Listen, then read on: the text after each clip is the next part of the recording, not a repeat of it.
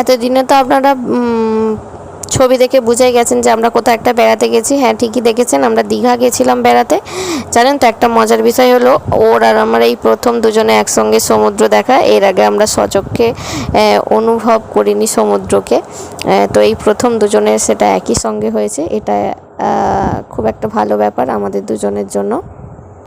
তো এবার যতটুকু ক্যামেরাবন্দি করা হয়েছে মুহূর্তগুলো সব আস্তে আস্তে টুকটুক করে ছাড়বো, ল্যাদ খেয়ে খেয়ে এতদিন।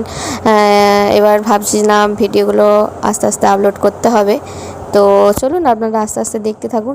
আচ্ছা, এই প্রথম সমুদ্রে গেছি, আনন্দ উপভোগ করব নাকি ভিডিও শ্যুট করব, কোনটা করব বলুন তো?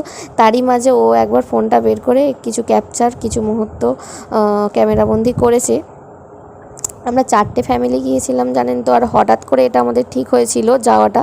কোথাও একটা ঘুরতে যাওয়ার পরিকল্পনা চলছিল, তার মধ্যে যে দীঘা থাকবে এটা সত্যিই আমরা ভাবিনি। যদি আগে থেকে পরিকল্পনা করতাম তাহলে আমাদের সঙ্গে হয়তো আরও আত্মীয় স্বজনরা যেত, কিন্তু যেহেতু হঠাৎ করে হয়েছে তাই কাউকে সেরকমভাবে জানানো হয়নি। পরের বছর দেখা যাবে। এই প্রথম দূরে কোথাও ঘুরতে যাওয়া, আমার তো খুব মজা হয়েছে। তো চলুন আস্তে আস্তে যেটুকু ক্যামেরা বন্দি করেছি সেইগুলোই আপনাদের সাথে শেয়ার করব। আর এটা হচ্ছে প্রথম দিন সকালে আমরা বেরিয়েছি, মানে ওই ধরুন 4:30 5টার সময় করে।